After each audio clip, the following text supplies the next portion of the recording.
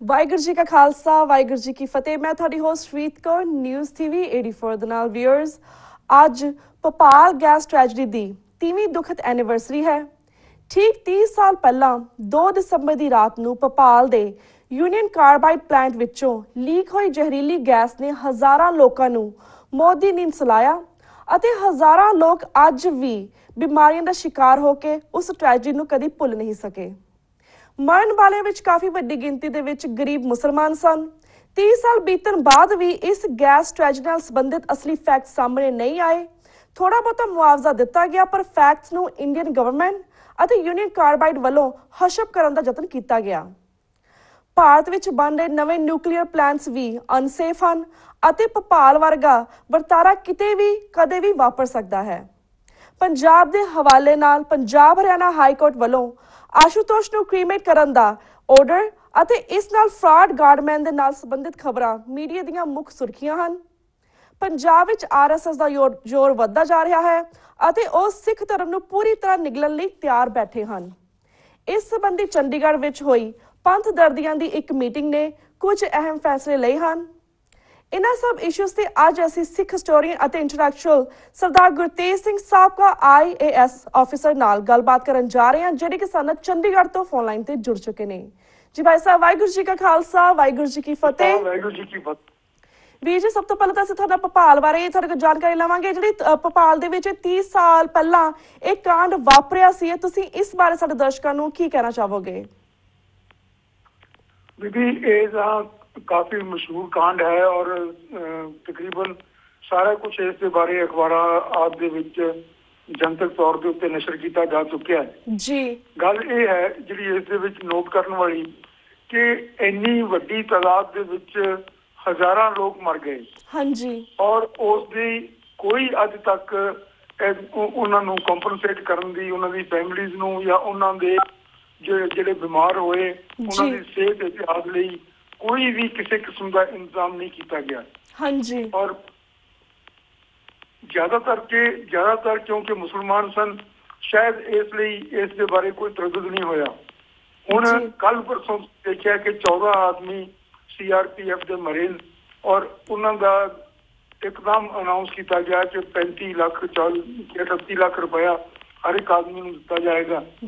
ਇੱਕ ਜਿਹੜੇ ਦੂਸਰੇ ਲੋਕ ਮਰਦੇ ਉਹਨਾਂ ਦੇ ਬਾਰੇ ਜੇ ਕੰਪਨਸੇਸ਼ਨ ਮਿਲਦਾ ਹੈ ਤਾਂ 3000 20000 2 ਲੱਖ। ਹੁਣ 1984 ਦੇ ਬਾਰੇ ਸਿੱਖਾਂ ਦਾ ਅਨਾਉਂਸ ਕੀਤਾ ਸੀ ਕਿ 5 ਲੱਖ ਇਹਨਾਂ ਨੂੰ ਦਿੱਤਾ ਜਾਏਗਾ ਜਿਨ੍ਹਾਂ ਦੇ ਲੋਕ ਸ਼ਹੀਦ ਹੋਏ ਨੇ। ਇਹ ਜਿਹੜੀਆਂ ਗੱਲਾਂ ਹੈਗੀਆਂ ਇਹ ਸਾਰੀਆਂ ਇੱਕ ਹਿੰਦੁਸਤਾਨ ਦੀ ਤਰਾਸਦੀ, ਜਿਸ ਦੇ ਵਿੱਚ ਸਿਰਫ ਇੱਕ ਕਿਸਮ ਦੇ ਸ਼ਹਿਰੀ ਹੀ ਜਿਹੜੇ ਕਿ ਸਥਾਈ ਬਹੁਗਿਣਤੀ ਨਾਲ ਸੰਬੰਧਿਤ ਹਨ ਉਹੀ ਸ਼ਹਿਰੀ ਹਨ। ਬਾਕੀ ਲੋਕਾਂ ਦੀ ਪਰਵਾਹ ਨਹੀਂ। ਇਹ ਬੜਾ ਖਤਰਨਾਕ ਰੁਝਾਨ ਹੈ ਜਿਸ ਨੂੰ ਬੰਦ ਕਰਨਾ ਜ਼ਰੂਰੀ ਹੈ। ਹਾਂਜੀ ਜੀ। ਤੇ ਵੀਰ ਜੀ, ਅਸੀਂ ਇਹ ਵੀ ਤੁਹਾਡੇ ਕੋਲ ਜਾਣਨਾ ਚਾਹਾਂਗੇ, ਜਿਸ ਤਰ੍ਹਾਂ ਤੁਸੀਂ ਗੱਲ ਕੀਤੀ ਕਿ ਇੰਡੀਅਨ ਗਵਰਨਮੈਂਟ ਨੂੰ ਹਜੇ ਤੱਕ ਵੀ ਇਹਨਾਂ ਨੂੰ ਸਬਕ ਨਹੀਂ ਮਿਲਿਆ, ਕਿਉਂਕਿ ਹਜ਼ਾਰਾਂ ਲੋਕ 30 ਸਾਲ ਪਹਿਲਾਂ ਮਰੇ ਸੀਗੇ ਐਂਡ ਹਜੇ ਤੱਕ ਉਹ ਲੋਕ ਸਫਰ ਕਰ ਰਹੇ ਨੇ ਕਿਉਂਕਿ ਇਹਦਾ ਪਾਣੀ ਵੀ ਕਾਫੀ ਖਰਾਬ ਹੈ ਉੱਥੇ ਦਾ। ਹਜੇ ਤੱਕ ਏਅਰ ਦੇ ਵਿੱਚ ਵੀ ਪੋਲਿਊਸ਼ਨ ਹੈ, so people are still suffering till today ਉਸ ਦੇ ਵਿੱਚ। ਪਰ ਜਿਸ ਤਰ੍ਹਾਂ ਹੁਣ ਨਵੀਆਂ ਤੇ ਨਵੀਆਂ ਨਿਊਕਲੀਅਰ ਕੰਪਨੀਆਂ ਖੋਲ ਰਹੀਆਂ ਨੇ, ਉਹ ਵੀ ਕਾਫੀ ਸੰਘਣੀ ਆਬਾਦੀ ਦੇ ਵਿੱਚ ਖੋਲ ਰਹੀਆਂ ਨੇ ਇੰਡੀਆ ਦੇ ਵਿੱਚ। ਤੁਸੀਂ ਕੀ ਕਹਿਣਾ ਚਾਹੋਗੇ ਇਸ ਬਾਰੇ? ਮੈਂ ਇਹ ਕਹਿਣਾ ਚਾਹੁੰਦਾ ਕਿ ਇਹ ਜਿਹੜੀ ਹਿੰਦੁਸਤਾਨ ਦੀ ਡੈਮੋਕ੍ਰੇਸੀ ਹੈ ਜਾਂ ਲੋਕ ਰਾਜ ਹੈ, ਇਹ ਲੋਕਾਂ ਨਾਲੋਂ ਬਾਕੀ ਦੇ ਸਾਰੇ ਮੁਲਕਾਂ ਦੇ ਨਾਲੋਂ ਭਿੰਨ ਕਿਸਮ ਦਾ ਲੋਕ ਰਾਜ ਹੈ। ਹਾਂਜੀ। ਇਸ ਲੋਕ ਰਾਜ ਦੇ ਵਿੱਚ ਜੋ ਮਨੂ ਸਮ੍ਰਿਤੀ ਨੇ ਲੋਕਾਂ ਦੇ ਵਿੱਚ ਵੰਡੀਆਂ ਪਾਈਆਂ ਸਨ ਔਰ ਜੋ ਵਰਗ ਵੰਡ ਕੀਤੀ ਸੀ ਉਸਨੇ, ਉਸ ਅਨੁਸਾਰ ਇਸ ਡੈਮੋਕ੍ਰੇਸੀ ਦੇ ਵਿੱਚ ਵੀ, ਇਸ ਲੋਕ ਰਾਜ ਦੇ ਵਿੱਚ ਵੀ ਇੱਕ ਵਰਗ ਵੰਡ ਹੈ। ਔਰ ਵਰਗ ਵੰਡ ਇਹ ਹੈ ਕਿ ਕੁਝ ਲੋਕ ਰਾਜ ਕਰਨਗੇ ਔਰ ਕੁਝ ਲੋਕ ਉਹਨਾਂ ਦੇ ਸਹਿਯੋਗ ਦੇ ਵਿੱਚ ਉਹਨਾਂ ਨੂੰ ਜੋ ਮਦਦ ਕਰਦੇ ਨੇ ਉਹਨਾਂ ਨੂੰ ਨਾਲ ਲਿਆ ਜਾਏਗਾ। ਬਾਕੀ ਸਾਰੀ ਦੁਨੀਆ ਦੀ ਕੋਈ ਪਰਵਾਹ ਨਹੀਂ, ਕੋਈ ਮਰੇ ਕੋਈ ਜੀਵੇ, ਕੋਈ ਕਿਧਰੇ ਜਾਵੇ, ਕੋਈ ਕਿਸੇ ਹਾਲਤ ਦੇ ਵਿੱਚ ਜਿਉਂਦਾ ਰਵੇ। ਇਹ ਫੈਸਲੇ ਅਪਰਤੱਖ ਤੌਰ ਦੇ ਉੱਤੇ ਬਿਹਾਈਂਡ ਦਾ ਸੀਨਸ ਇਹ ਫੈਸਲੇ ਇਸ ਕਿਸਮ ਦੇ ਹੋ ਚੁੱਕੇ ਨੇ ਔਰ ਉਹਨਾਂ ਨੂੰ ਇਹ ਲੋਕ ਰਾਜ ਇੰਪਲੀਮੈਂਟ ਕਰ ਰਿਹਾ ਹੈ। ਹੁਣ ਜੇ ਇੱਥੇ ਨਿਊਕਲੀਅਰ ਡਿਜ਼ਾਸਟਰ ਹੁੰਦਾ ਹੈ, ਜਿਸ ਤਰ੍ਹਾਂ ਚਰਨੋਬਲ ਦੇ ਵਿੱਚ ਹੋਇਆ, ਬਾਅਦ ਦੇ ਵਿੱਚ ਜਾਪਾਨ ਦੇ ਵਿੱਚ ਹੋਇਆ ਇਤਿਹਾਸ, ਇਹਨਾਂ ਲੋਕਾਂ ਨੂੰ ਹਜ਼ਾਰਾਂ ਲੋਕਾਂ ਦੇ ਮਰਨ ਦੇ ਨਾਲ ਕੋਈ ਤਾਲੁਕ ਨਹੀਂ ਔਰ ਕੋਈ ਇਹਨਾਂ ਦਾ ਮਨ ਪਸੀਜਦਾ ਨਹੀਂ। ਕਿੰਨੇ ਸਿੱਖ ਸ਼ਹੀਦ ਹੋਏ ਨੇ ਇਸ 1984 ਦੇ ਦੌਰ ਤੋਂ ਬਾਅਦ 1992-94 ਤੱਕ ਕਿੰਨੇ ਲੋਕ ਮਾਰੇ ਗਏ ਨੇ ਪੰਜਾਬ ਦੇ। ਇਹਨਾਂ ਨੂੰ ਕਿਸੇ ਦਾ ਕੋਈ ਦਰਦ ਨਹੀਂ। ਇਹ ਸਿਰਫ ਆਪਣੀ ਔਰ ਜੰਮੂ ਕਸ਼ਮੀਰ ਦੇ ਵਿੱਚ ਤੁਸੀਂ ਦੇਖ ਰਹੇ ਹੋ ਕਿ ਕਿੰਨੇ ਲੋਕਾਂ ਨੂੰ ਰੋਜ਼ ਕਤਲ ਕੀਤਾ ਜਾ ਰਿਹਾ ਹੈ ਜੀ। ਇਹ ਸਿਰਫ ਆਪਣੀ ਧਰਤੀ ਨੂੰ ਹੀ, ਧਰਤੀ ਦੇ ਪੂਜਣ ਵਾਲੇ ਲੋਕ ਹਨ ਔਰ ਸਮਝਣ ਕਿ ਧਰਤੀ ਨੂੰ ਆਪਣੇ ਕਬਜ਼ੇ ਦੇ ਵਿੱਚ ਰੱਖਣਾ ਹੀ ਇੱਕ ਨੈਸ਼ਨਲਿਜ਼ਮ ਹੈ ਜੀ। ਸੋ ਇਹ ਇਹਨਾਂ ਦੇ ਵਿਚਾਰ ਹਨ ਔਰ ਜਿਹੜੇ ਮਨੁਸਮ੍ਰਿਤੀ ਦੀ ਬੈਕਗ੍ਰਾਉਂਡ ਹੈ ਇਸ ਦੇ ਵਿੱਚ ਆਮ ਲੋਕਾਂ ਦੀ ਕੋਈ ਗਿਣਤੀ ਨਹੀਂ। ਇਸ ਕਰਕੇ ਜਿਹਨੇ ਵੀ ਮਰ ਜਾਣ, ਇਹਨਾਂ ਨੂੰ ਕਿਸੇ ਦੇ ਕੰਨ ਦੇ ਉੱਤੇ ਜੂੰ ਨਹੀਂ ਸਰਕਦੀ ਜੀ। ਤੇ ਵੀਰ ਜੀ, ਹੁਣ ਅਸੀਂ ਬਾਕੀ ਮੁੱਦਿਆਂ ਦੇ ਉੱਪਰ ਵੀ ਤੁਹਾਡੇ ਵਿਚਾਰ ਜਾਣਨਾ ਚਾਹਾਂਗੇ। ਜਿਸ ਤਰ੍ਹਾਂ ਪੰਜਾਬ ਹਰਿਆਣਾ ਹਾਈ ਕੋਰਟ ਨੇ ਜਿਹੜੀ ਆਸ਼ੂਤੋਸ਼ ਦੀ ਡੈਡ ਬਾਡੀ ਹੈ ਉਹ ਤੇ ਫੈਸਲਾ ਦਿੱਤਾ ਹੈ, ਜਿਹੜੀ ਕਿ ਫਰੀਜ਼ਰ ਦੇ ਵਿੱਚ 2014 ਤੋਂ ਰੱਖੀ ਹੋਈ ਹੈ ਆਸ਼ੂਤੋਸ਼ ਦੇ ਚੇਲਿਆਂ ਵੱਲੋਂ, ਕਿ ਇਸ ਨੂੰ 15 ਦਿਨਾਂ ਦੇ ਅੰਦਰ ਅੰਦਰ ਇਸਦਾ ਕ੍ਰੀਮੇਟ ਕੀਤਾ ਜਾਵੇ। ਪਰ ਆਸ਼ੂਤੋਸ਼ ਦੇ ਚੇਲਿਆਂ ਨੇ ਪੂਰਾ ਨੂਰ ਮਹਿਲ ਦਾ ਕਿਲਾ ਬੰਦ ਕੀਤਾ ਹੋਇਆ ਹੈ। ਉਹ ਇਹ ਸੋਚਦੇ ਨੇ ਕਿ ਆਸ਼ੂਤੋਸ਼ ਦੀ ਜਿਹੜੀ ਬਾਡੀ ਆ ਉਹ ਮਰਿਆ ਨਹੀਂ ਬਲਕਿ ਉਹ ਸਮਾਧੀ ਦੇ ਵਿੱਚ ਹੈ। ਤੁਸੀਂ ਸਭ ਨੂੰ ਕਿਵੇਂ ਵੇਖਦੇ ਹੋ? ਇਸ ਤਰ੍ਹਾਂ ਦੇ ਭਰਮ ਵਹਿਮ ਫੈਲਾਉਣ ਵਾਸਤੇ ਇੱਥੇ ਲੱਖਾਂ ਲੋਕ ਸਿਰਫ ਪੰਜਾਬ ਦੇ ਵਿੱਚ ਹੀ 8,000 ਤੋਂ ਵੱਧ ਡੇਰੇ ਦੱਸੀਦੇ ਹਨ ਜੀ। ਕਨਸਟੀਟਿਊਸ਼ਨ ਦੇ ਵਿੱਚ ਜਿਹੜੇ directive principals of state policy ਹਨ ਉਹਨਾਂ ਦੇ ਵਿੱਚ ਸਪਸ਼ਟ ਤੌਰ ਤੇ ਲਿਖਿਆ ਹੋਇਆ ਹੈ ਕਿ ਸਟੇਟ ਸਾਇੰਟੀਫਿਕ ਟੈਂਪਰਾਮੈਂਟ ਪ੍ਰਮੋਟ ਕਰੇਗਾ ਔਰ ਜੋ ਭਰਮ ਵਹਿਮ ਹਨ ਇਹਨਾਂ ਨੂੰ ਦੂਰ ਕਰੇਗਾ। ਹਾਂਜੀ, ਅਸੀਂ ਦੇਖਿਆ ਹੈ ਕਿ ਪੰਜਾਬ ਦੇ ਵਿੱਚ ਖਾਸ ਤੌਰ ਦੇ ਉੱਤੇ ਔਰ ਬਾਕੀ ਜਗ੍ਹਾ ਵੀ, ਤੁਸੀਂ ਹਰਿਆਣਾ ਦੇ ਵਿੱਚ ਵੀ ਇਸੇ ਕਰਕੇ ਹੈ ਕਿ ਪੰਜਾਬ ਦੀ ਵਿਸਿਨਿਟੀ ਦੇ ਵਿੱਚ ਹੈ, ਪੰਜਾਬ ਦੇ ਨੇੜੇ ਹੈ ਔਰ ਅਸਰ ਪੰਜਾਬ ਦੇ ਉੱਤੇ ਹੁੰਦੇ ਨੇ। ਇਸ ਕਰਕੇ ਇਹ ਲੋਕ ਹਰਿਆਣੇ ਦੇ ਵਿੱਚ ਵੀ ਇਸ ਤਰ੍ਹਾਂ ਦੇ ਡੇਰਿਆਂ ਨੂੰ ਸ਼ਹਿ ਦੇ ਰਹੇ ਨੇ। ਅਸੀਂ ਦੇਖਿਆ ਹੈ ਰਾਧਾ ਸਵਾਮੀਆਂ ਨੂੰ, ਨਿਰੰਕਾਰੀਆਂ ਨੂੰ, ਆਸ਼ੂਤੋਸ਼ੀਆਂ ਨੂੰ, ਸਰਸੇ ਵਾਲਿਆਂ ਨੂੰ, ਸਾਰਿਆਂ ਨੂੰ ਸਰਕਾਰ ਦੀ ਸ਼ਹਿ ਪ੍ਰਾਪਤ ਹੈ ਔਰ ਸਰਕਾਰ ਕੋਲੋਂ ਵੱਡੇ ਵੱਡੇ ਗੱਪੇ ਔਰ ਕਈ ਕਿਸਮ ਦੇ ਇਹਨਾਂ ਨੂੰ ਜ਼ਮੀਨਾਂ ਇਤਿਹਾਦ ਕਬਜ਼ੇ ਕਰਨ ਦੀਆਂ ਖੁੱਲ੍ਹਾਂ ਔਰ ਸਾਰਾ ਕੁਝ ਇਹਨਾਂ ਨੂੰ ਪ੍ਰਾਪਤ ਹੁੰਦਾ ਹੈ। ਜੇ ਇਹਨਾਂ ਦੇ ਇਹ ਹੁਣ ਜਿਹੜਾ ਇਹ ਆਸ਼ੂਤੋਸ਼ ਮਰਿਆ ਪਿਆ 1 ਸਾਲ ਤੋਂ ਸਾਰੀ ਦੁਨੀਆ ਜਾਣਦੀ ਹੈ, ਲੇਕਿਨ ਇਸ ਨੂੰ ਜ਼ੈਡ ਸਿਕਿਉਰਿਟੀ ਸਰਕਾਰ ਦੀ ਮਿਲੀ ਹੋਈ ਸੀ ਔਰ ਲਾਸ਼ ਦੀ ਵੀ ਸਿਕਿਉਰਿਟੀ ਉਹ ਕਰ ਰਹੀ ਸੀ। ਇਹ ਪਤਾ ਨਹੀਂ ਕਿਸ ਕਿਸਮ ਦੀ ਇਹ ਨੀਤੀ ਹੈ। ਇਹ ਲੋਕ ਜਿਹੜੇ ਹਨ ਇਹਨਾਂ ਨੂੰ ਸਿੱਖਾਂ ਦੇ ਬਰਖਲਾਫ ਵਰਤਿਆ ਜਾ ਰਿਹਾ ਹੈ ਸਾਰੇ ਡੇਰੇ ਵਾਲਿਆਂ ਨੂੰ ਔਰ ਸਿੱਖ ਧਰਮ ਕਿਰੂ ਕਰਨ ਵਾਸਤੇ, ਸਿੱਖੀ ਤੋਂ ਲੋਕਾਂ ਨੂੰ ਦੂਰ ਕਰਨ ਵਾਸਤੇ ਇਹਨਾਂ ਲੋਕਾਂ ਨੂੰ ਵਰਤਿਆ ਜਾ ਰਿਹਾ ਹੈ। ਔਰ ਇਹ ਸਾਰੇ ਦੇ ਸਾਰੇ ਵਹਿਮ ਭਰਮ ਫੈਲਾ ਕੇ ਅਸੀਂ ਤੁਹਾਨੂੰ ਪੁੱਤ ਦੇਵਾਂਗੇ, ਅਸੀਂ ਤੁਹਾਨੂੰ ਤੁਹਾਡੇ ਕਾਰੋਬਾਰ ਦੇ ਵਿੱਚ ਵਾਧਾ ਕਰਾਂਗੇ, ਅਸੀਂ ਇਹ ਕਰਾਂਗੇ, ਅਸੀਂ ਉਹ ਕਰਾਂਗੇ, ਇਹ ਲੋਕਾਂ ਨੂੰ ਆਪਣੇ ਮਗਰ ਲਾਉਂਦੇ ਨੇ ਔਰ ਉਹਨਾਂ ਦੇ ਪੈਸਿਆਂ ਦੇ ਉੱਤੇ ਇਹ ਆਪਣੇ ਆਪ ਐਸ਼ ਕਰਦੇ ਨੇ। ਹਜ਼ਾਰਾਂ ਲੱਖਾਂ ਕਰੋੜਾਂ ਦੀ ਇਹ ਪ੍ਰਾਪਰਟੀ ਬਣਾਉਂਦੇ ਨੇ। ਆਸਾਰਾਮ ਬਾਪੂ ਦਾ ਦੇਖਿਆ, ਉਸ ਨੂੰ ਵੀ ਉਸ ਵੇਲੇ ਪ੍ਰਪੋਜ਼ ਕੀਤਾ ਗਿਆ ਸੀ ਜਾਂ ਸਾਹਮਣੇ ਲਿਆਂਦਾ ਗਿਆ ਸੀ ਜਿਸ ਵੇਲੇ ਪੰਜਾਬ ਦੀ ਤਰਾਸਦੀ ਸਿਖਰਾਂ ਤੇ ਸੀ ਔਰ ਉਹ ਇੱਕ 4 ਆਦਮੀ ਜਿਹੜਾ ਕਿ ਇੱਕ ਤਮਾਸ਼ਾ ਕਰਦਾ ਹੈ, ਉਸ ਆਦਮੀ ਨੂੰ ਵੱਡਾ ਸਾਧੂ ਬਣਾ ਕੇ ਪੇਸ਼ ਕੀਤਾ ਗਿਆ। ਇੱਥੇ ਜਿਹੜੇ ਨਫ਼ਰਤ ਰਹੇ ਲੋਕ ਹਨ ਸਰਸੇ ਵਾਲੇ ਡੇਰੇ ਦੇ ਬਰਖਲਾਫ, ਡੇਰੇਦਾਰ ਦੇ ਬਰਖਲਾਫ ਬਲਾਤਕਾਰ ਦੇ, ਮਰਡਰ ਦੇ ਔਰ ਕਈ ਕਿਸਮ ਦੀਆਂ ਹੇਰਾਫੇਰੀਆਂ, ਕਾਸਟ੍ਰੇਸ਼ਨ ਇਤਿਆਦ ਦੇ ਕੇਸ ਹਨ, ਲੇਕਿਨ ਉਸ ਨੂੰ ਹੱਥ ਨਹੀਂ ਲਾਇਆ ਜਾ ਰਿਹਾ। ਉਸ ਨੂੰ ਵੀਡੀਓ ਕਾਨਫਰੰਸ ਰਾਹੀਂ ਕੋਰਟ ਦੇ ਵਿੱਚ ਪੇਸ਼ ਕੀਤਾ ਜਾ ਰਿਹਾ ਹੈ, ਜਿਹੜੀ ਕਿ ਸਹੂਲਤ ਇੱਕ ਬਿਮਾਰ ਆਦਮੀ ਜਿਵੇਂ ਜਗਤਾਰ ਸਿੰਘ ਹਵਾਰਾ ਹੈ ਉਸ ਨੂੰ ਵੀ ਪ੍ਰਾਪਤ ਨਹੀਂ ਹੋ ਸਕਦੀ। ਉਹ ਇਹਨਾਂ ਨੂੰ ਸਹੂਲਤਾਂ ਦਿੱਤੀਆਂ ਜਾ ਰਹੀਆਂ ਹਨ। ਸੋ ਇਹ ਜਿਹੜੇ ਹਨ ਇਹ ਸਪੈਸ਼ਲ ਕੈਟੇਗਰੀ ਹੈ ਔਰ ਇਹ ਹਿੰਦੂ ਤਬਕ ਦੇ ਸਾਰੇ ਸਪੋਰਟਰ ਹਨਗੇ ਔਰ ਇਸ ਕਾਰਨ ਇਹਨਾਂ ਨੂੰ ਸਰਕਾਰ ਵੱਲੋਂ ਪੂਰੀ ਸ਼ਹਿ ਦਿੱਤੀ ਜਾ ਰਹੀ ਹੈ ਔਰ ਇਹ ਮਨਮਾਨੀਆਂ ਕਰ ਰਹੇ ਹਨ, ਜਿਸ ਤਰ੍ਹਾਂ ਕਿ ਰਾਮਪਾਲ ਨੇ ਪਿੱਛੇ ਕੀਤੀਆਂ ਤੇ ਹੁਣ ਇਹ ਆਸ਼ੂਤੋਸ਼ੀ ਕਰ ਰਹੇ ਜੀ ਬਿਲਕੁਲ। ਤੇ ਵੀ ਜਿਸ ਗੱਲ ਕੀਤੀ ਸਰਕਾਰ ਦੀ ਪੂਰੀ ਸ਼ਹਿ ਹੈ, ਇਸੇ ਤਰ੍ਹਾਂ maybe that's the reason ਕਿ ਜਿਹੜਾ ਪਿੰਡ ਤਰਨਤਾਰਨ ਵਿੱਚ ਤਰਨਤਾਰਨ ਪਿੰਡ ਦੇ ਨੇੜੇ ਜਿਹੜਾ ਪਿੰਡ ਦੇ ਨੇੜੇ ਜਿਹੜਾ ਪਿੰਡ ਪੈਂਦਾ ਹੈ ਜੋਧਪੁਰ, ਉਸ ਦੇ ਵਿੱਚ ਜਿਹੜੇ ਆਸ਼ੂਤੋਸ਼ ਦੇ ਚੇਲਿਆਂ ਨੇ ਸਾਡੇ ਗੁਰੂ ਗ੍ਰੰਥ ਸਾਹਿਬ ਨੂੰ ਸਾੜਿਆ ਸੀਗਾ, ਕਿਉਂਕਿ ਉਹ ਸੇਵੀ ਪਿੰਡ ਹੈ ਜਿੱਥੇ ਕਾਫੀ ਸਿੱਖਾਂ ਦੇ ਵਿੱਚ ਤੇ ਇਹਦੇ ਚੇਲਿਆਂ ਦੇ ਵਿੱਚ ਟਕਰਾਅ ਹੋਇਆ ਸੀ ਕੁਝ ਦਿਨ ਪਹਿਲਾਂ। ਐਂਡ ਜਿਹੜੇ ਆਸ਼ੂਤੋਸ਼ ਨੇ ਇੱਕ ਪਾਸੇ ਤਾਂ ਚੇਲੇ ਔਰ ਆਸ਼ੂਤੋਸ਼ ਦੀ ਬਾੜੀ ਨੂੰ ਵੀ ਨਹੀਂ ਸਾੜਨ ਦਿੰਦੇ, ਦੂਸਰੇ ਪਾਸੇ ਉਹ ਸਿੱਖਾਂ ਦੇ ਜਿਹੜੇ ਗੁਰੂ ਗ੍ਰੰਥ ਸਾਹਿਬ ਨੇ ਉਹਨਾਂ ਨੂੰ ਸਾੜ ਨੇ। ਐਂਡ ਪੰਜਾਬ ਸਰਕਾਰ ਨੂੰ ਬੀਜੇਪੀ ਵੱਲੋਂ ਇਹ ਹੁਕਮ ਆਇਆ ਕਿ ਇਹਨਾਂ ਨੂੰ ਪ੍ਰੋਟੈਕਟ ਕੀਤਾ ਜਾਵੇ ਤਾਂ ਕਿ ਸਿੱਖ ਜਿਹੜੇ ਨੌਜਵਾਨ ਨੇ ਇਹਨਾਂ ਨੂੰ ਕੁਝ ਕਹਿ ਨਾ ਸਕਣ ਜਾਂ ਕੁਝ ਕਰ ਨਾ ਸਕਣ। ਸਰ ਪੰਜਾਬ ਸਰਕਾਰ ਇੰਨੀ ਨਕੰਮੀ ਜਾਂ ਇਸ ਤਰ੍ਹਾਂ ਅੱਖਾਂ ਕਿਉਂ ਮੀਚ ਰਹੀ ਹੈ ਤੁਹਾਡੇ ਖਿਆਲ ਦੇ ਨਾਲ? ਪੰਜਾਬ ਸਰਕਾਰ ਇੱਥੇ ਇੱਕ ਪਰਿਵਾਰ ਦੀ ਸਰਕਾਰ ਹੈ ਔਰ ਸਿਰਫ ਇਸ ਵਾਸਤੇ ਬਣਾਈ ਗਈ ਹੈ ਕਿ ਉਸ ਪਰਿਵਾਰ ਨੇ ਸਿੱਖੀ ਨੂੰ ਖਤਮ ਕਰਨ ਦਾ ਠੇਕਾ ਲਿਆ ਜੀ। ਇਸ ਬਿਨਾਂ ਦੇ ਉੱਤੇ ਇਹ ਸਰਕਾਰ ਬਣਾਈ ਗਈ ਹੈ। ਇਹਨਾਂ ਨੇ ਸਭ ਤੋਂ ਪਹਿਲਾਂ ਅਕਾਲੀ ਦਲ ਨੂੰ 75 ਸਾਲ ਦੇ ਚਲੇ ਆ ਰਹੇ ਅਕਾਲੀ ਦਲ ਨੂੰ ਇੱਕ ਵਾਣੀ ਪਾ ਕੇ ਔਰ ਉਹ ਗੁੰਮਰਾਹ ਕਰਕੇ ਲੋਕਾਂ ਨੂੰ ਉਸ ਨੂੰ ਪੰਜਾਬੀ ਪਾਰਟੀ ਬਣਾ ਦਿੱਤਾ ਔਰ ਲੋਕਾਂ ਨੂੰ ਜਿਹੜੀ ਅਗਵਾਈ ਮਿਲ ਰਹੀ ਸੀ ਪੌਣੀ ਸਦੀ ਤੋਂ ਉਸ ਤੋਂ ਵਾਂਝਾ ਕਰਤਾ। ਉਸ ਤੋਂ ਬਾਅਦ ਇਹਨਾਂ ਲੋਕਾਂ ਨੇ ਇਹੋ ਜਿਹੇ ਡੇਰੇਦਾਰਾਂ ਦੀ ਮਦਦ ਲੈ ਕੇ ਔਰ ਆਪਣੇ ਲੋਕਾਂ ਨੂੰ ਗੁੰਮਰਾਹ ਕਰਕੇ ਹਿੰਦੂਆਂ ਨੂੰ ਇਹ ਜੋ ਇੱਥੇ ਜਿਹੜੀ ਬਹੁ ਗਿਣਤੀ ਹੈ ਉਸ ਦੇ ਇੰਟਰਸਟ ਨੂੰ ਛੱਡ ਕੇ ਔਰ ਸਿਰਫ ਘੱਟ ਗਿਣਤੀ ਦੇ ਇੰਟਰਸਟ ਨੂੰ ਪ੍ਰਮੁੱਖ ਕਰਕੇ ਉਹਨਾਂ ਨੂੰ ਇਹ ਵਿਸ਼ਵਾਸ ਦਿਵਾਇਆ ਕਿ ਅਸੀਂ ਤੁਹਾਡੇ ਇੰਟਰਸਟ ਦੇ ਵਿੱਚ ਸਰਕਾਰ ਚਲਾਵਾਂਗੇ। ਔਰ ਇਸ ਤਰ੍ਹਾਂ ਇਹ ਸਰਕਾਰ ਚੱਲ ਰਹੀ ਹੈ।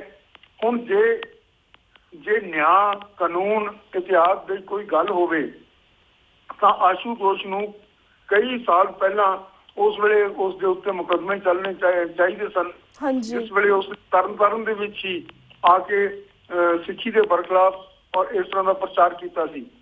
ਜਿਹੜਾ ਹੈ ਮਸਲਾ ਗੁਰੂ ਗ੍ਰੰਥ ਸਾਹਿਬ ਦਾ, ਗੁਰੂ ਗ੍ਰੰਥ ਸਾਹਿਬ ਇੱਕ ਸੱਚ ਦੀ ਆਵਾਜ਼ ਹੈ। ਗੁਰੂ ਗ੍ਰੰਥ ਸਾਹਿਬ ਉਹਨਾਂ ਲੋਕਾਂ ਦੀ ਆਵਾਜ਼ ਹੈ ਜਿਨ੍ਹਾਂ ਨੂੰ ਸਦੀਆਂ ਤੋਂ ਬੇਆਵਾਜ਼ ਰੱਖਿਆ ਗਿਆ ਹੈ ਔਰ ਇਹਨਾਂ ਲੋਕਾਂ ਦੀ ਆਵਾਜ਼ ਦੇ ਉੱਠਣ ਨਾਲ ਉਹ ਲੋਕ ਇੰਪਾਵਰ ਹੁੰਦੇ ਨੇ, ਉਹਨਾਂ ਦੇ ਹੱਥ ਦੇ ਵਿੱਚ ਰਾਜਸੀ ਸ਼ਕਤੀ ਆਉਂਦੀ ਹੈ। ਜਿਨਕੀ ਕੁਲ ਮਾਹੇ ਸਰਦਾਰੀ ਨਾ ਭਈ ਕਦਾਹੇ, ਉਹਨਾਂ ਲੋਕਾਂ ਦੇ ਹੱਥਾਂ ਦੇ ਵਿੱਚ ਇਹ ਰਾਜਸੀ ਸੱਤਾ ਆਉਂਦੀ ਹੈ। ਇਹ ਸਾਰੇ ਜਿਹੜਾ ਹਿੰਦੂ ਤੱਤ ਦਾ ਤੇ ਮਨੂ ਸਮ੍ਰਿਤੀ ਦਾ ਜੋ ਵਿਧਾਨ ਹੈ ਉਸ ਦੇ ਅਨੁਸਾਰ ਸੱਤਾ ਸਿਰਫ ਚੁਣਿੰਦੇ ਲੋਕਾਂ ਦੇ ਹੱਥ ਦੇ ਵਿੱਚ ਚਾਹੀਦੀ ਹੈ ਔਰ ਇਸ ਕਰਕੇ ਗੁਰੂ ਗ੍ਰੰਥ ਸਾਹਿਬ ਦਾ ਵਿਰੋਧ ਹੋ ਰਿਹਾ ਹੈ। ਸੰਸਕ੍ਰਿਤ ਦਾ ਪ੍ਰਚਾਰ ਕੀਤਾ ਜਾ ਰਿਹਾ ਹੈ ਜਿਹੜਾ ਕਿ ਚੰਦ ਲੋਕ ਵੀ ਨਹੀਂ ਜਾਣਦੇ ਔਰ ਕਦੇ ਵੀ ਸੰਸਕ੍ਰਿਤ ਇੱਥੋਂ ਦੀ ਦੇਸ਼ ਦੀ ਬੋਲੀ ਨਹੀਂ ਬਣ ਸਕਦੀ। ਜਿਹੜੀ ਲੋਕਾਂ ਦੀ ਬੋਲੀ ਹੈ ਉਸ ਦੇ ਵਿੱਚ ਗੁਰੂ ਗ੍ਰੰਥ ਸਾਹਿਬ ਲਿਖਿਆ ਹੋਇਆ ਹੈ ਔਰ ਹਰ ਇੱਕ ਆਦਮੀ ਆਪਣੇ ਆਪ ਜਾ ਕੇ ਸਮਝ ਸਕਦਾ ਹੈ।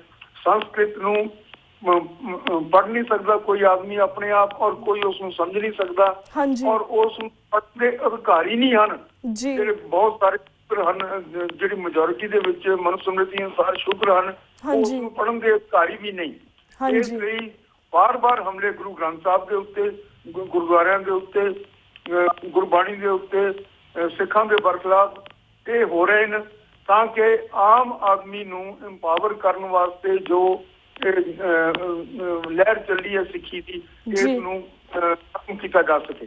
ਜੀ ਬਿਲਕੁਲ, ਜਿਸ ਤਰ੍ਹਾਂ ਤੁਸੀਂ ਗੱਲ ਕੀਤੀ ਕਿ ਜਿਹੜੀ ਲਹਿਰ ਚੱਲੀ ਹੈ ਸਿੱਖੀ ਜਿਸ ਨੂੰ ਖਤਮ ਕੀਤਾ ਜਾਵੇ। ਹੁਣ ਅਸੀਂ RSS ਵੱਲ ਵਧਦੇ ਕਿਉਂਕਿ ਪੰਜਾਬ ਦੇ ਵਿੱਚ RSS ਦਾ ਵੀ ਕਾਫੀ ਜ਼ੋਰ ਵੱਧਦਾ ਜਾ ਰਿਹਾ, ਉਹਨਾਂ ਦੀਆਂ ਵੀ ਕਾਫੀ ਪੰਜਾਬ ਦੇ ਵਿੱਚ ਨਵੀਆਂ ਸ਼ਾਖਾਵਾਂ ਖੁੱਲ ਰਹੀਆਂ ਨੇ। ਉਹ ਵੀ ਸਿੱਖ ਕੌਮ ਨੂੰ ਤੇ ਸਿੱਖੀ ਨੂੰ ਨਿਗਲਣ ਦੇ ਵਿੱਚ ਪੂਰੇ ਜ਼ੋਰਾਂ ਤੇ ਬੈਠੇ ਹੋਏ ਹਨ। ਤੁਸੀਂ ਉਹਨਾਂ ਬਾਰੇ ਕੀ ਕਹਿਣਾ ਚਾਹੋਗੇ, ਕੀ ਵਿਚਾਰ ਰੱਖਦੇ ਹੋ? 1925 ਤੋਂ ਜਦੋਂ ਤੋਂ ਇਹ RSS ਦਾ ਦੌਰ ਸ਼ੁਰੂ ਹੋਇਆ ਹੈ ਇਹਨਾਂ ਦੀ ਇਹ ਕੰਸਿਸਟੈਂਟ ਲਗਾਤਾਰ ਇਹ ਇੱਕੋ ਹੀ ਪਾਲਿਸੀ ਰਹੀ ਹੈ ਕਿ ਹਿੰਦੂ ਧਰਮ ਦਾ ਪ੍ਰਸਾਰ ਕੀਤਾ ਜਾਵੇ ਔਰ ਬਾਕੀ ਸਾਰੀਆਂ ਘੱਟ ਗਿਣਤੀਆਂ ਨੂੰ ਖਤਮ ਕੀਤਾ ਜਾਵੇ, ਜਿਹਦੇ ਵਿੱਚ ਮੁਸਲਮਾਨ, ਈਸਾਈ, ਸਿੱਖ ਹਰ ਕਿਸਮ ਦੇ ਲੋਕ ਆਉਂਦੇ ਨੇ, ਉਹਨਾਂ ਨੂੰ ਇੱਥੋਂ ਖਤਮ ਕੀਤਾ ਜਾਵੇ ਕਿਉਂਕਿ ਇਹ ਹਿੰਦੂਆਂ ਦੀ ਭੂਮੀ ਹੈ। ਇਹ ਪਤਾ ਨਹੀਂ ਕਿਸ ਵੇਲੇ ਹਿੰਦੂਆਂ ਦੀ ਬਣੀ, ਜਿਸ ਵੇਲੇ 800 ਸਾਲ 1000 ਸਾਲ ਲੋਕ ਇੱਥੇ ਆ ਕੇ ਜਰਮਾਣੇ ਰਾਜ ਕਰਦੇ ਰਹੇ, ਕਈ ਕਿਸਮ ਦੇ ਅੰਪਾਇਰ ਬਣੇ दो जहाज लेके वास्को दा गामा आया, उसने अपना राज कायम कर लिया कालीकट दे विच। दो जहाज लेके एक होर आदमी आया, उसने सिंध दे विच अपना राज कायम कर लिया। उस वेले तो हिंदुओं की भूमि नहीं सी। और 800 साल 900 साल 1000 साल इन्हां लोकां ने किसी किस्म का भी मुकाबला उन्हां दा नहीं कीता और उस उन्हां साम्राज्यां नूं खत्म नहीं कीता। इत्थे जिहड़ा भी कोई आया वो राज करन दा अधिकार प्राप्त कर लिया उसने, 4 किरपाना मार के, और किसी ने उसका विरोध नहीं किया। उस वेले तां ये धरती हिंदुओं की नहीं सी। जिस वेले सिक्खां ने और बाकी लोगों ने कुर्बानियां दे के इस देश नूं आजाद कर लिया, या इस देश तो इन्हां ने अंग्रेज़ां ने अपने साम्राज्य नूं समेट लिया। उस तो बाद इन्हां ने देखिया कि शक्ति इन्हां दे हੱਥ दे विच आ गई है और ये हुण ਉਹ ਜਿਹੜੇ ਆਪਣੇ ਮਨਸੂਬੇ ਸਨ, ਜਿਹੜੇ ਕਈ ਸਦੀਆਂ ਦੇ ਇਹਨਾਂ ਦੇ ਪੁਰਾਣੇ ਵਿਚਾਰ ਸਨ ਕਿ ਇੱਥੇ ਸਿਰਫ ਹਿੰਦੂਆਂ ਦਾ ਰਾਜ ਹੋਣਾ ਚਾਹੀਦਾ, ਉਹਨਾਂ ਨੂੰ ਪੂਰੇ ਕਰਨ ਵਾਸਤੇ ਸਾਰੀਆਂ ਬਾਕੀ ਦੀਆਂ ਘੱਟ ਗਿਣਤੀਆਂ ਨੂੰ ਖਤਮ ਕਰਨਗੇ। ਉਸ ਦੇ ਵਿੱਚ ਅਸੀਂ ਸਿੱਖ ਲੋਕ ਵੀ ਆ ਜਾਂਦੇ ਹਾਂ। ਹੁਣ ਪੰਜਾਬ ਦੇ ਵਿੱਚ ਇਹਨਾਂ ਦਾ ਪ੍ਰਭਾਵ ਵੱਧ ਰਿਹਾ ਜਾਂ ਵਧਾਇਆ ਜਾ ਰਿਹਾ ਜਾਂ ਅਖਬਾਰ ਰਾਹੀਂ ਪ੍ਰਚਾਰ ਕੀਤਾ ਜਾ ਰਿਹਾ, ਕਿਉਂਕਿ ਕੋਈ ਵੀ ਅਖਬਾਰ ਅੱਜ ਤੱਕ ਮੈਂ ਨਹੀਂ ਦੇਖੀ ਪੰਜਾਬ ਦੇ ਵਿੱਚ ਜਾਂ ਹਿੰਦੁਸਤਾਨ ਦੇ ਵਿੱਚ ਜਿਹੜੀ ਕਿ ਓਬਜੈਕਟਿਵਲੀ ਆਪਣੇ ਵਿਚਾਰਾਂ ਨੂੰ ਪ੍ਰਗਟ ਕਰਦੀ ਹੋਵੇ, ਸਹੀ ਖਬਰਾਂ ਦਿੰਦੀ ਹੋਵੇ। ਬਾਹਰਲੇ ਅਖਬਾਰ ਜਿਹੜੇ ਹਨ ਉਹਨਾਂ ਨੂੰ ਇਹ ਹਿੰਦੁਸਤਾਨ ਦੇ ਵਿੱਚ ਆਉਣ ਨਹੀਂ ਦਿੰਦੇ। ਪੂੰਜੀ ਨਿਵੇਸ਼ ਕਰੋ, ਫਲਾਨੀ ਦੇ ਵਿੱਚ ਕਰੋ, ਲੇਕਿਨ ਜਦੋਂ ਉਹ ਕਹਿੰਦੇ ਹਨ ਕਿ ਅਸੀਂ ਅਖਬਾਰ ਦੇ ਵਿੱਚ ਮੀਡੀਆ ਦੇ ਵਿੱਚ ਪੂੰਜੀ ਨਿਵੇਸ਼ ਕਰਦੇ ਹਾਂ ਤਾਂ ਇਹ ਉਹਨਾਂ ਨੂੰ ਨਹੀਂ ਇੱਥੇ ਆਉਣ ਦਿੰਦੇ, ਕਿਉਂਕਿ ਉਸ ਦੇ ਨਾਲ ਜਿਹੜੀਆਂ ਅਸਲੀ ਖਬਰਾਂ ਹਨ ਉਹ ਪਹੁੰਚ ਸਕਦੀਆਂ ਲੋਕਾਂ ਨੂੰ। ਸੋ ਇਹ ਇੱਥੇ ਕੋਸ਼ਿਸ਼ ਕਰ ਰਹੇ ਹੈ ਕਿ ਸਿੱਖੀ ਨੂੰ ਖਤਮ ਕਰਨ ਵਾਸਤੇ ਸਾਰੇ ਘੇਰਿਆਂ ਦੀ ਮਦਦ ਦੇ ਨਾਲ 2-3 ਚੱਕਰ ਇਹਨਾਂ ਦੇ RSS ਦੇ ਪ੍ਰਧਾਨ ਸੰਘ ਸੰਚਾਲਕ ਆਦਿ ਡੇਰਿਆਂ ਦੇ ਵਿੱਚ ਮਾਰ ਦਿੱਤੇ ਨੇ ਔਰ ਉਹਨਾਂ ਦੇ ਸਹਿਯੋਗ ਦੇ ਨਾਲ ਸਿੱਖੀ ਨੂੰ ਖਤਮ ਕੀਤਾ ਜਾਵੇ। ਬਿਲਕੁਲ ਬੜੀ ਸ਼ਕਤੀ ਹੈ, ਬੜੀ ਇਸ ਦੇ ਵਿੱਚ ਕਰਾਮਾਤ ਗੁਰੂ ਨੇ ਭਰੀ ਹੋਈ ਹੈ। ਔਰ ਕਈ ਵਾਰੀ ਇਹੋ ਜਿਹੇ ਜਰਮਾਨੇ ਜਿਹੜੇ ਇਹ ਤਾਂ ਵਿਚਾਰੇ ਕੁਛ ਵੀ ਕਰਨ ਜੋਗੇ ਨਹੀਂ, ਲੇਕਿਨ ਜਿਹੜੇ ਇਹਨਾਂ ਤੋਂ ਵੱਡੇ ਵੱਡੇ ਜਰਮਾਨੇ ਸਨ, ਜਿਹੜੇ ਕਤਲੇਆਮ ਤੋਂ ਘੱਟ ਕਦੇ ਗੱਲ ਨਹੀਂ ਸੀ ਕਰਦੇ, ਉਹ 3-4 ਵਾਰੀ ਅਨਾਉਂਸ ਕਰ ਚੁੱਕੇ ਸਨ ਕਿ ਸਿੱਖ ਖਤਮ ਹੋ ਗਏ। ਹੁਣ ਇੱਥੇ ਬੰਦਾ ਬਹਾਦਰ ਤੋਂ ਬਾਅਦ ਜਿੰਨੇ ਸਿੱਖ ਫੜੇ ਗਏ, ਕਤਲ ਕੀਤੇ ਗਏ, 700 ਆਦਮੀਆਂ ਤੋਂ ਬਾਅਦ ਇੱਕ ਬਿੱਲੀ ਨੂੰ ਵੀ ਟੰਗਿਆ ਹੋਇਆ ਸੀ, ਉਹਦੇ ਪੋਲ ਦੇ ਉੱਤੇ ਸਿੱਖਾਂ ਦੇ ਸਿਰ ਟੰਗੇ ਹੋਏ ਸੀ ਔਰ ਇਸ਼ਾਰਾ ਕੀਤਾ ਗਿਆ ਸੀ ਕਿ ਕੋਈ ਵੀ ਜਾਨਵਰ ਵੀ ਸਿੱਖਾਂ ਦੇ ਨਾਲ ਸੰਬੰਧਿਤ ਪੰਜਾਬ ਦੇ ਵਿੱਚ ਨਹੀਂ ਰਹਿਣ ਦਿੱਤਾ ਗਿਆ। 2-3 ਵਾਰੀ ਫਿਰ ਮੁਗਲਾਂ ਦੇ ਫਰਮਾਨ ਇਸ ਤਰ੍ਹਾਂ ਦੇ ਜਾਰੀ ਹੋਏ। ਅਹਿਮਦ ਸ਼ਾਹ ਦਾ ਐਲਾਨ ਕਰਤਾ ਕਿ ਅਸੀਂ ਸਾਰੇ ਸਿੱਖ ਖਤਮ ਕਰਤੇ, ਲੇਕਿਨ ਇਹ ਉੱਥੇ ਦੇ ਉੱਥੇ ਹੀ ਹਨ ਔਰ ਸਦਾ ਵੱਧਦੇ ਫੁੱਲਦੇ ਰਹਿਣਗੇ, ਕਿਉਂਕਿ ਇਹਨਾਂ ਨੇ ਸੱਚ ਦਾ ਰਾਹ ਫੜਿਆ ਹੋਇਆ ਔਰ ਇਹਨਾਂ ਕਿਸੇ ਦੇ ਨਾਲ, ਕਿਸੇ ਕੌਮ ਦੇ ਨਾਲ, ਕਿਸੇ ਇੰਡੀਵਿਜੂਅਲ ਦੇ ਨਾਲ, ਕਿਸੇ ਧਰਮ ਦੇ ਨਾਲ ਕੋਈ ਦੁਸ਼ਮਣੀ ਨਹੀਂ। ਅਸੀਂ ਸਾਰਿਆਂ ਦਾ ਭਲਾ ਚਾਹੁੰਦੇ ਹਾਂ ਔਰ ਇਸ ਕਰਕੇ ਅਸੀਂ ਐਸੇ ਪ੍ਰਿੰਸੀਪਲਸ ਨੂੰ ਲੈ ਕੇ ਚੱਲੇ ਹਾਂ ਜਿਹੜੇ ਸੰਸਾਰ ਵਾਸਤੇ ਜ਼ਰੂਰੀ ਹਨ ਔਰ ਸੰਸਾਰ ਦੇ ਵਿੱਚ ਇੱਛਾਈ ਦੇ ਵਾਧੇ ਵਾਸਤੇ ਜ਼ਰੂਰੀ ਹਨ। ਇਸ ਕਰਕੇ ਅਸੀਂ ਸਦਾ ਜਿਉਂਦੇ ਰਵਾਂਗੇ। ਅਸੀਂ ਤੁਸੀਂ ਜ਼ਿਕਰ ਕੀਤਾ ਹੈ, ਪਿੱਛੇ ਜੇ ਮੀਟਿੰਗ ਹੋਈ, ਅਸੀਂ ਲੋਕਾਂ ਨੇ ਰਲ ਮਿਲ ਕੇ ਸਾਰਿਆਂ ਨੇ ਇਹ ਫੈਸਲਾ ਕੀਤਾ ਹੈ ਕਿ ਇਹਨਾਂ ਨੂੰ ਜੋ ਇਹ ਕੂੜ ਦਾ ਪ੍ਰਚਾਰ ਕਰ ਰਹੇ ਨੇ ਉਸ ਪ੍ਰਚਾਰ ਦੇ ਵਿਰੁੱਧ ਸੱਚ ਦੀ ਗੱਲ ਕਰਕੇ ਲੋਕਾਂ ਨੂੰ ਇਹ ਦੱਸਾਂਗੇ ਕਿ ਕਿਸ ਤਰ੍ਹਾਂ ਨਾਲ ਸਿੱਖੀ ਦੇ ਨਾਲ ਜੁੜੇ ਰਹਿਣ ਦੇ ਵਿੱਚ ਦੇਸ਼ ਦਾ ਤੇ ਸਿੱਖਾਂ ਦਾ ਤੇ ਸੰਸਾਰ ਦਾ ਫਾਇਦਾ ਹੈ। ਔਰ ਇਹ ਸਾਨੂੰ ਇਸੇ ਬਿਨਾਂ ਦੇ ਉੱਤੇ ਸਾਡੇ ਗੁਰੂ ਸਾਹਿਬਾਨ, ਗੁਰੂ ਨਾਨਕ ਦੇ ਕੋਲ ਤਾਂ ਇੱਕ ਵੀ ਸਿੱਖ ਨਹੀਂ ਸੀ ਔਰ ਉਹਨਾਂ ਨੇ ਕਿੰਨਾ ਪ੍ਰਚਾਰ ਕੀਤਾ ਔਰ ਕਿੱਥੋਂ ਕਿੱਥੋਂ ਤੱਕ ਜਾ ਕੇ ਲੋਕ ਸਿੱਖੀ ਦੇ ਵਿੱਚ ਸ਼ਾਮਲ ਹੋਏ। ਸੋ ਅਸੀਂ ਉਹ ਗੁਰੂ ਦਾ ਮੈਸੇਜ, ਓਰੀਜਨਲ ਮੈਸੇਜ ਲੈ ਕੇ ਲੋਕਾਂ ਦੇ ਵਿੱਚ ਆਵਾਂਗੇ ਔਰ ਉਹਨਾਂ ਨੂੰ ਬੇਨਤੀ ਕਰਾਂਗੇ ਕਿ ਜੇ ਇਸ ਮੁਲਕ ਨੂੰ ਮਹਿਫੂਜ਼ ਕਰਨਾ ਹੈ ਤਾਂ ਸਿੱਖੀ ਨੂੰ ਸੁਰੱਖਿਅਤ ਕਰਨਾ ਜ਼ਰੂਰੀ ਹੈ। ਜੀ ਬਿਲਕੁਲ। ਐਕਚੁਅਲੀ ਜੀ ਸਾਡਾ ਇਹ ਨੈਕਸਟ ਕੁਐਸਚਨ ਸੀ, ਕਿਉਂਕਿ ਚੰਡੀਗੜ੍ਹ ਦੇ ਵਿੱਚ ਤੁਸੀਂ ਮੀਟਿੰਗ ਕੀਤੀ ਜਿਸ ਦੇ ਵਿੱਚ ਤੁਸੀਂ ਵੀ ਸ਼ਾਮਿਲ ਸੀ, ਹੋਰ ਵੀ 100 ਤੋਂ ਜ਼ਿਆਦਾ ਸਿੱਖ ਪੰਥ ਦਰਦੀ ਬੁੱਧੀਜੀਵੀ ਵੀ ਇਕੱਠੇ ਹੋਏ ਸੀ, ਜਿਸ ਵਿੱਚ ਤੁਸੀਂ RSS ਦੇ RSS ਦੇ ਉੱਪਰ ਗੱਲਬਾਤ ਕੀਤੀ ਕਿ ਕਿਸ ਤਰ੍ਹਾਂ ਉਹ ਸਿੱਖ ਕੌਮ ਨੂੰ ਖਾਣ ਤੇ ਤੁਰੀ ਹੋਈ ਹੈ, ਜਾਂ ਦਰਪੇਸ਼ ਚੈਲੰਜਸ ਜਿਹੜੇ ਸਾਡੇ ਸਾਹਮਣੇ ਆਏ ਨੇ ਉਹਨਾਂ ਨਾਲ ਕਿਸ ਤਰ੍ਹਾਂ ਨਿਬੜਿਆ ਜਾਵੇ। ਜਿਸ ਤਰ੍ਹਾਂ ਤੁਸੀਂ 2-3 ਮਿੰਟ ਦੇ ਵਿੱਚ 2-3 ਸੈਕਿੰਡ ਦੇ ਵਿੱਚ ਇਹਦੇ ਬਾਰੇ ਗੱਲਬਾਤ ਕੀਤੀ, ਬਸ ਚਾਹਾਂਗੇ ਕਿ ਸਾਰੇ ਦਰਸ਼ਕਾਂ ਨੂੰ ਤੁਸੀਂ ਡੀਟੇਲ ਦੇ ਵਿੱਚ ਦੱਸੋ ਕਿ ਇਸ ਮੀਟਿੰਗ ਦੇ ਵਿੱਚ ਕੌਣ ਸੀ, ਕਿਸ ਤਰ੍ਹਾਂ ਤੁਸੀਂ ਗੱਲਬਾਤ ਕੀਤੀ, ਕਿਸ ਤਰ੍ਹਾਂ ਸਾਨੂੰ ਨਿਬੜਨਾ ਚਾਹੀਦਾ ਤਾਂ ਕਿ ਅਸੀਂ ਵੀ ਤੁਹਾਡਾ ਕਿਸੇ ਤਰ੍ਹਾਂ ਸਾਥ ਦੇ ਸਕੀਏ। ਬੀਬਾ ਗੱਲ ਇਹ ਹੈਗੀ ਕਿ ਇਸ ਵੇਲੇ ਸਾਡਾ ਸਿਚੁਏਸ਼ਨ ਸਿੱਖਾਂ ਦਾ ਇਹ ਹੈ ਜੀ ਕਿ ਕੋਈ ਵੀ ਸਿੱਖ ਹੱਕਾਂ ਦੀ ਗੱਲ ਨਹੀਂ ਕਰ ਰਿਹਾ। ਹਾਂਜੀ, ਜਿਹੜੇ ਵੱਡੇ ਵੱਡੇ ਨਾਅਰੇ ਮਾਰਦੇ ਹਨ ਖਾਲਿਸਤਾਨ ਦੇ, ਉਹਨਾਂ ਦਾ ਮਕਸਦ ਸਿਰਫ ਇਹ ਹੈ ਕਿ ਲੋਕ ਸਿੱਖਾਂ ਦੇ ਕੋਲੋਂ ਬਦਜਨ ਹੋ ਕੇ ਇਹਨਾਂ ਨੂੰ ਨਫ਼ਰਤ ਕਰਨ ਲੱਗ ਪੈਣ ਔਰ ਉਹਨਾਂ ਦਾ ਜਿਹੜਾ ਹਲਵਾ ਮਾਂਡਾ ਹੈ ਉਹ ਕਾਇਮ ਰਵੇ। ਉਹ ਉਹਨਾਂ ਲੋਕਾਂ ਤੋਂ ਉਹ ਸਰਪ੍ਰਸਤੀ ਲੈ ਰਹੇ ਹਨ ਜਿਹੜੇ ਲੋਕ ਸਿੱਖਾਂ ਦੇ ਵਿਰੋਧ ਦੇ ਵਿੱਚ ਹਨ ਔਰ ਜਿਹੜੇ ਆਪਣੇ ਜਾਤੀ ਜਾਂ ਆਪਣੀ ਫੈਮਿਲੀ ਦੇ ਰਾਜ ਸਥਾਪਿਤ ਕਰਨ ਲਈ ਤਤਪਰ ਹਨ। ਉਹਨਾਂ ਲੋਕਾਂ ਦੇ ਵੱਡੇ ਜਿਹੜੇ ਸਾਡੇ ਖਾਲਿਸਤਾਨੀ ਹਨ ਤੇ ਉਹਨਾਂ ਦੀ ਝੋਲੀ ਦੇ ਵਿੱਚ ਬੈਠੇ ਹਨ ਜੀ। ਸਿੱਖੀ ਦਾ ਜੇ ਸਿੱਖੀ ਨੂੰ ਜਾਂ ਸਿੱਖ ਸਰੋਕਾਰਾਂ ਦੀ ਗੱਲ ਕਰਨੀ ਹੈ ਤਾਂ ਅਸੀਂ ਦੇਖਾਂਗੇ ਕਿ ਨਾ ਕਾਂਗਰਸ ਇਸ ਦੇ ਕਾਬਲ ਹੈ। ਹਾਂਜੀ, ਕਿਉਂਕਿ ਉਹ ਸਿੱਖਾਂ ਦੇ ਵਿਰੋਧ ਦੇ ਵਿੱਚ ਚਲੀ ਆ ਰਹੀ ਹੈ। ਬਿਲਕੁਲ, ਤੇ ਕੋਈ ਹੋਰ ਜਮਾਤ ਇੱਥੇ ਇਸ ਤਰ੍ਹਾਂ ਦੀ ਨਹੀਂ ਜਿਹੜੀ ਕਿ ਸਿੱਖਾਂ ਦੇ ਹੱਕਾਂ ਦੀ ਗੱਲ ਕਰਦੀ ਹੋਵੇ। ਹਾਂਜੀ, ਕਿਉਂਕਿ ਸਿੱਖਾਂ ਦੇ ਹੱਕਾਂ ਦੀ ਗੱਲ ਸਿਰਫ ਸਿੱਖਾਂ ਦੇ ਹੱਕਾਂ ਦੀ ਗੱਲ ਨਹੀਂ ਨਿਬੜਦੀ, ਉਹ ਸਾਰੇ ਲੋਕਾਂ ਦੇ ਹੱਕਾਂ ਦੀ ਗੱਲ ਆਮ ਹਿਊਮਨ ਰਾਈਟਸ ਦੀ ਗੱਲ ਹੋ ਕੇ ਅਖੀਰ ਦੇ ਵਿੱਚ ਪ੍ਰਗਟ ਹੁੰਦੀ ਹੈ। ਇਸ ਕਰਕੇ ਇਹ ਲੋਕਾਂ ਦੇ ਹੱਕ ਦੇ ਵਿੱਚ ਕੋਈ ਨਹੀਂ ਜਾਣਾ ਚਾਹੁੰਦਾ ਔਰ ਇਹ ਸਾਰੇ ਚਾਹੁੰਦੇ ਹਨ ਕਿ ਅਸੀਂ ਜੋ ਸਿਸਟਮ ਚੱਲ ਰਿਹਾ ਹੈ ਇਸ ਦੇ ਵਿੱਚ ਥੋੜੀ ਬਹੁਤ ਹੇਰਾਫੇਰੀ ਨਾਲ ਆਪਣੇ ਆਪ ਨੂੰ ਮਹਿਫੂਜ਼ ਕਰਦੇ ਰਹੀਏ ਔਰ ਆਪਣੇ ਪਰਿਵਾਰਾਂ ਵਾਸਤੇ, ਆਪਣੇ ਆਉਣ ਵਾਲੀਆਂ ਪੁਸਤਾਂ ਵਾਸਤੇ ਧਨ ਜਮ੍ਹਾਂ ਕਰਦੇ ਰਹੀਏ। ਸੱਤਾ ਹਟਾਉਣ ਇਹ ਮਕਸਦ ਹੈ। ਅਸੀਂ ਉਸ ਮੀਟਿੰਗ ਦੇ ਵਿੱਚ ਕਾਫੀ ਸਾਰੇ ਬੁੱਧੀਜੀਵੀ ਹੈ ਔਰ ਕਈ ਸਾਰੇ ਸਿਆਸਤਦਾਨ, ਕਈ ਸਾਰੇ ਹਰ ਇੱਕ ਦਾ ਨਾਂ ਇਸ ਵੇਲੇ ਨਹੀਂ ਲਿਆ ਜਾ ਸਕਦਾ, ਸ਼ਾਮਲ ਹੋ ਕੇ ਅਸੀਂ ਇਹ ਫੈਸਲਾ ਕੀਤਾ ਸੀ ਕਿ ਲੋਕਾਂ ਸੱਤਾ ਦੇ ਵਿੱਚ ਭਾਈਵਾਲ ਬਣਾਉਣ ਨਾਲ ਹੀ, ਜਿਵੇਂ ਦਸ਼ਮੇਸ਼ ਪਿਤਾ ਨੇ ਸ਼ੁਰੂ ਕੀਤਾ ਸੀਗਾ ਕਿ ਜਿਨ੍ਹਾਂ ਨਾਈ ਛੀਂਦੇ ਚੋਰ ਜਿਹੜੇ ਜੱਟ ਬੂਟ ਜਿਨ੍ਹਾਂ ਨੂੰ ਕੋਈ ਪੁੱਛਦਾ ਨਹੀਂ ਸੀ, ਜਿਹੜੇ ਸ਼ੂਦਰਾਂ ਦੀ ਸ਼੍ਰੇਣੀ ਦੇ ਵਿੱਚ ਸੁੱਟੇ ਹੋਏ ਸਨ, ਉਹਨਾਂ ਲੋਕਾਂ ਨੂੰ ਸਿਆਸੀ ਸ਼ਕਤੀ ਦੇਣੀ ਇਹ ਗੁਰੂ ਸਾਹਿਬ ਦਾ ਓਰੀਜਨਲ ਨਿਸ਼ਾਨਾ ਸੀ ਔਰ ਇਸੇ ਨਿਸ਼ਾਨੇ ਨੂੰ ਲੈ ਕੇ ਅਸੀਂ ਚੱਲੇ ਹਾਂ ਔਰ ਅਸੀਂ ਲੋਕਾਂ ਦੇ ਵਿੱਚ ਜਾ ਕੇ ਉਹਨਾਂ ਨੂੰ ਕਹਿਣਾ ਹੈ ਕਿ ਕਿਸੇ ਦੇ ਉੱਤੇ ਭਰੋਸਾ, ਲੀਡਰ ਦੇ ਉੱਤੇ ਭਰੋਸਾ ਨਾ ਕਰੋ, ਕਿਸੇ ਆਦਮੀ ਉੱਤੇ ਭਰੋਸਾ ਨਾ ਕਰੋ, ਆਪਣੇ ਵਿੱਚੋਂ ਨਵੇਂ ਲੀਡਰ ਪੈਦਾ ਕਰੋ ਔਰ ਉਹ ਨਵੇਂ ਲੀਡਰ ਆਪਣੇ ਇੰਟਰਸਟ ਲਈ, ਤੁਹਾਡੇ ਇੰਟਰਸਟ ਲਈ ਲੋਕ ਸਿਆਸਤ ਦੇ ਵਿੱਚ ਆਉਣ